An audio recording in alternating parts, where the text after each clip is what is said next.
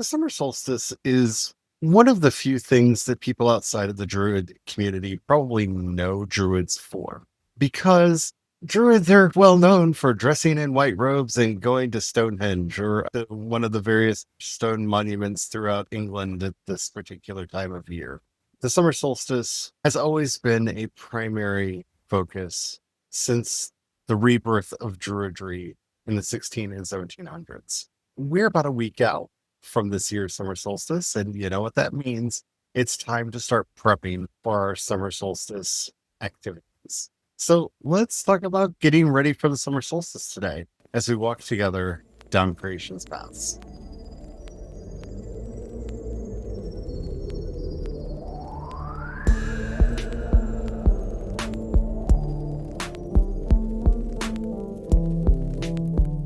Hello, everyone. My name is Charlie, and I am a Christopagan Druid and priest of Bridget.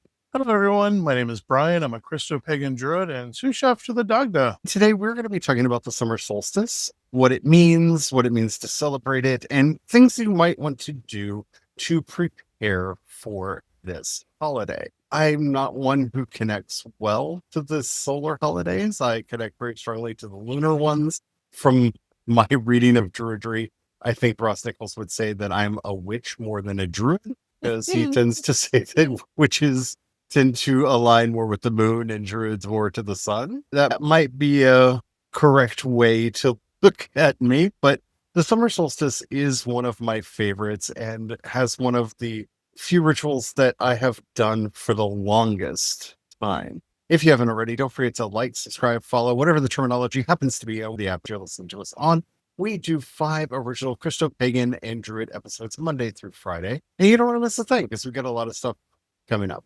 Also, just a reminder, if you follow us or are currently listening to us on YouTube, as long as you have been a subscriber for 1 day, we now have community features on the community page. You can leave us comments directly there. Anytime you have something you want to ask, something you want to share, you can just head to our YouTube community page and leave it there. All right, let's just get to it now, shall we? Let's start with basics. The first controversy around the summer solstice. Summer solstice being the point in the northern hemisphere around mid to late June when the sun has reached the longest amount of daylight. And so the nights are the shortest. In the southern hemisphere, they're heading towards their winter solstice, which we have episodes on back when it was winter for us here in the northern hemisphere. They can listen to those or enjoy our celebration of the warm sun, depending on their affinity. Growing up, I always bristled at the idea that the summer solstice was the beginning of summer. It's something that is heavily taught, at least here in the States, from the experience I have growing up, and all the calendars and culture just in general pushes that this is the start of summer. And my brain just had a difficult time with that because I'm like, school's already up for summer. It's already the long, hot days. How is it the beginning of summer when we are experiencing the longest day of the year? When we start really getting into Druidry and learning that, no, this is the middle of summer. It's like, that makes so much more sense. Of course, you'll probably see it. Popular thing is saying this is beginning of summer. I will just say they're wrong. It's middle of summer. Experience tells me this. Going outside, touching grass tells me that this is middle of summer. It is a liminal space where we are at the peak of the longest day of the year, and we'll be moving into the days getting shorter and shorter at this point. Also, tell me how that's the start of summer. You don't have to look too far to see how this was traditionally seen as the middle of summer, because this is the date on which the Midsummer Night's Dream by Shakespeare takes place. Exactly. Midsummer. Like, it is a very modern recast of seasons to put the solstices at the beginning rather than in the middle. They The fight you various on seasons this. that they're in. Fucking hell. Yeah, Oh. they got my back. And that's why I said it's not really a controversy. It's just something that I, for a long time in my youth, struggled with. And if you look around, popularly, it is noted as beginning of summer. Like I said, really technically kind of a minor thing, but also they're wrong. Yeah. So we wanted to talk preparation for the solstice, knowing what it is and why one would want to celebrate this time of year. And for us, one of the biggest reasons, because neither Charlie nor I have a strong affinity towards the summer solstice, but I have grown a much deeper and more fervent appreciation for the holiday and for taking that time to celebrate. It is nice to punctuate one's life, to have those moments where you just pause and go, oh, yeah, okay. And you just kind of take stock, take breath, touch grass, pausing. Also, I'm always down for a good party. So it's an excuse for another party. And we should always take advantage of that. As Douglas sous chef, I'm 100% on that camp. Otherwise, I'd be kicked out of the kitchen. This is the season of manifestation. This is the time of justice, of love. We're continuing the care of the energy that we raised at Bieltana, and we are on our way to the first harvest of Lunasa. Yep. And so we are at the height of that period of care and caretaking. One of my favorite things about this holiday, and the one thing that I have done the most, is the sunrise vigil. There's just something magical about seeing the dawn, no matter which day of the year you do it. But there's something even more strange about this day because it comes about so fast. Because the night is so short. And I don't know, there is something just oddly magical about knowing what time it's going to happen, and we can predict it down to the minute and all of that wonderful rational science stuff. This almost shock that fills me every year as I start seeing that eastern sky get illuminated and see the first rays of the sun peeking over the hills. It really stirs something in me, especially around here, because the birds start singing just before the sun peeks its head over. The sky is starting to get lighter. The birds start their songs. It's a very magical and a very peaceful time. Yeah, we're definitely planning on doing a sunrise vigil. And when you're doing your plans for that, I highly recommend taking it as an opportunity to camp in some form. Like ours aren't going to be as traditional as a normal, like setting up a campfire and sitting around it. But it is a great way to structure your party where you can sit around a campfire.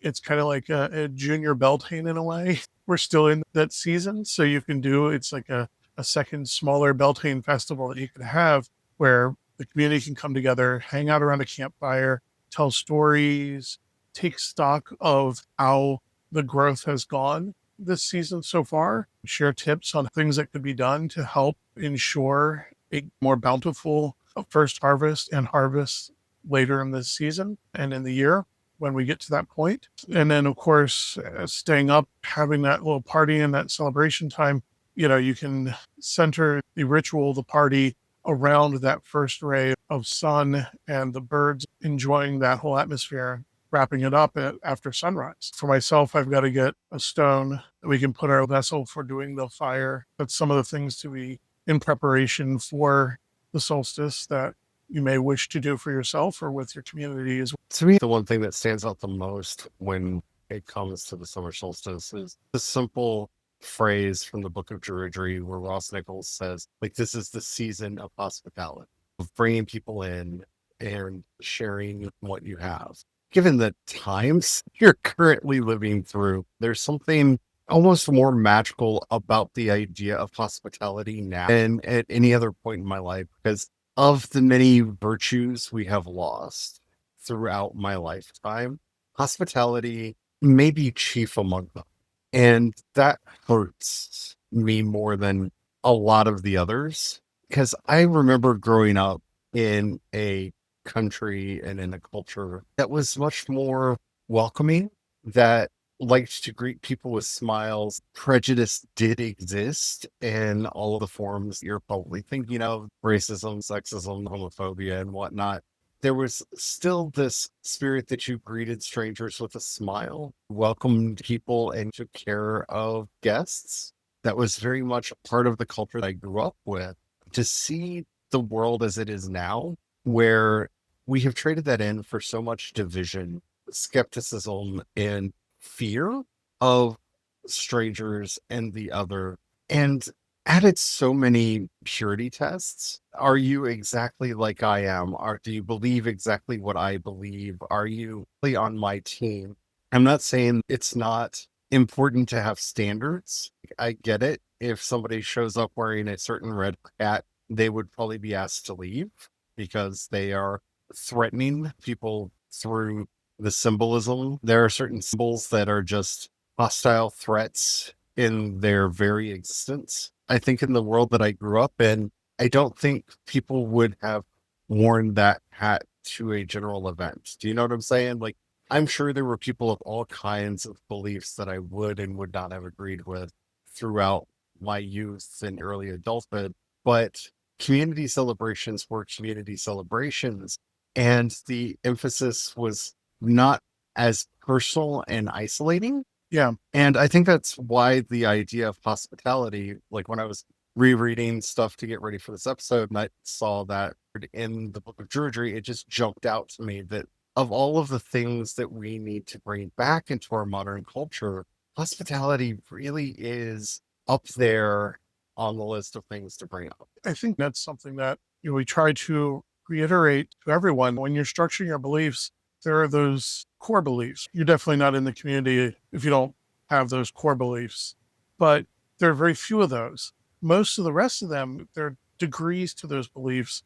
For instance, as you heard at the beginning of this episode, I may have strong feels about the summer solstice being the middle of the season. I'm not going to kick someone out for disagreeing. That's part of hospitality. Everyone's welcome. That is a very low on the totem pole personal belief. And not only am I not going to kick someone out, I'm going to still sit down and share a meal with somebody who believes opposite of that, have a conversation with them, have a good time with them, and still be in community with them. There are so many beliefs that people put too high up and demand everyone to share that same belief. With hospitality, if somebody's position, belief is a direct threat to your personal welfare, that's something much more serious. But the rest of it, it's the paradox of intolerance. You cannot tolerate intolerance. Yeah. In tolerating intolerance, you are reinforcing it. So if you are allowing those biases to exist, you're not just condoning them, but you're helping them to grow and prosper and spread.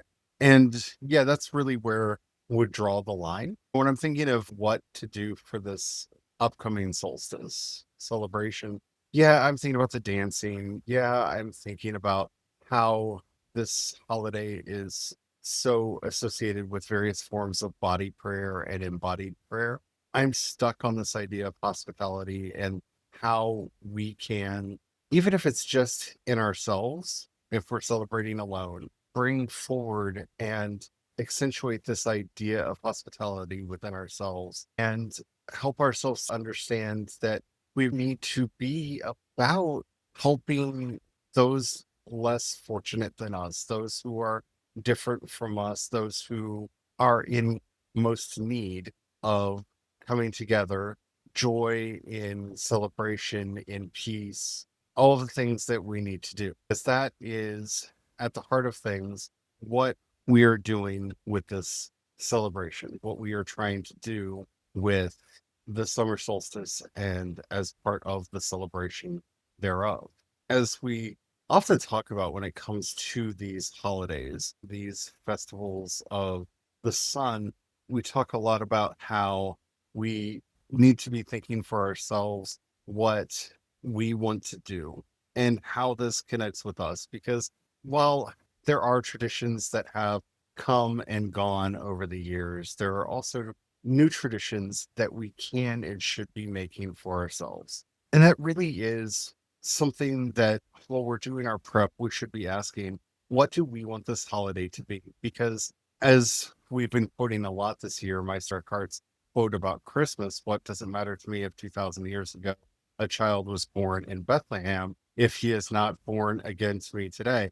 And so we have to ask ourselves, what does this mean to us? What is the solstice going to mean today? What do I want it to mean today? What do I need it to mean today? Because we shouldn't be rehearsing or practicing things because they've been done for hundreds or thousands of years. Traditions have to change. They have to grow. They have to develop. They have to be born again into every generation to mean something. What does this solstice mean to you? What do you want it to mean to you? Ask yourself that question, and whatever you find as the answer, try doing that this year. And since we're always talking about how to bring these holidays into the modern era, one of the things I think that might be interesting to play with in the context, especially of Druidry, is how this solstice is firmly rooted in Pride Month. I've been a part of LGBTQIA plus activism for, I want to say as long as I can remember, but basically my entire adult life. It's always powerful to get as many allies and accomplices together on the path as we can. We've been talking about this holiday being rooted in hospitality, manifestation, and bringing about justice and getting ready for the harvest coming up at Lunasa. I think all of those themes are present in Pride. Like, it is really about making a welcoming community. And there is nothing more quintessentially queer than the found family that we have built over our lifetimes, whether that's through necessity or just because it's what we do as humans. It's kind of a powerful idea to bring this idea of stepping out into the light on the brightest day of the year, on the day that we have the most sunlight, to remember that this is during Pride Month and the month that we celebrate the Stonewall Rebellion. And that really, especially within the Druid tradition, which is so firmly rooted in justice making and peacemaking and constantly trying to make the world and life better. This holiday is right here, smack in the middle of Pride. It connects to the themes so well. Yeah, and it's not just something for the queer community to look into as a practice. It really should be anybody. Festival about stepping out in the light. It's about living one's truth. I would recommend everyone when they're putting together their practice in preparation for the summer solstice and how they want to celebrate and practice that day, they may want to put in something about exploring, honoring one's truth, whatever that truth may be. It's easier to look at as an example in the queer community because it's the truth of accepting and stepping out as who we are and being visible so that people know, yeah, we're here, the Well, rest of the. it's kind of a nice antidote to the ever-present contagion that I like to call New Age solipsism. You see this with people that are involved in New Age practices, but you see this a lot when people first get involved in Buddhism or any other introspective practice. Once you start examining yourself or doing any past connected to the great work of self-improvement, there is such an emphasis on self that unconscious or sometimes even conscious narcissism starts creeping into the practice, where it becomes all about me. The power of Druidry is that it's always inviting you to look outward. It starts with the self, but it moves out. Learning that, living in that right relationship that we're always talking about, that right relationship with ourselves, with others, with the community, that cardus, that right relationship, that state that we're always trying to live in, where we're living in mutual aid and support of one another, is intrinsic to the heart. Georgia, from the beginning, you can see it in the older stories and poetry that has survived, but especially since the revival, that has been core to this entire movement, that we're here for each other. When we work on justice causes like Pride, it forces us to look outside of ourselves and not get trapped in that me cycle that a lot of personal growth spiritualities can find themselves trapped in. And I think that's something we always need to be looking at and doing what we can to ward off. Embracing the ideas and the ideals of Pride Month and really making that part of the celebration here is that widening out of the circle. It's that constantly pushing at the edges to find where everyone in the community fits and to make a community large enough that everyone can live life in mutual support and mutual aid and right relationship with each other. It feels almost foundational to me. It really fits perfectly with everything around the summer solstice.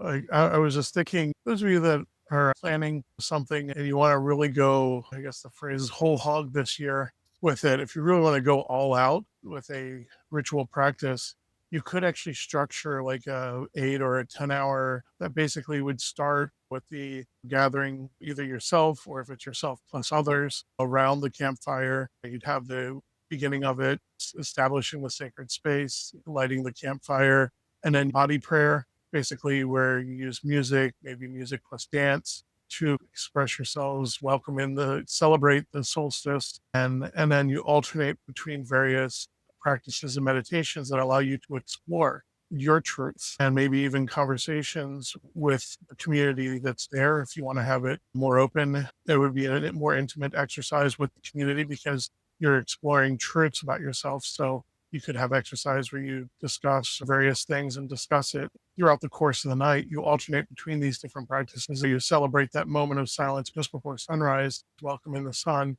and then you would declare your truth right after sunrise to the morning sky, and you would close the practice. And it would be one way to organize it. Very intense practice. You want to go completely all out for it, but that's the joy of preparation. You get to work through different plans and then face the reality of, do you have the energy? Do you have the ability to make it through the whole evening? Or are you going to do some kind of maybe a thing before bed and then get up early? And as we know, this is the light of the shore. That is one of the meanings of the name for this holiday. When I think of the shore, when I think of the sea, I think of Manannán and MacLir. And I feel like, at least for me, he is going to be a part of this festival. And he may be somebody you may want to consider whether or not to invoke in this time, because he is someone you often meet in those liminal spaces. He is the great sailor. He helps you get from place to place. He helps the travelers in the other world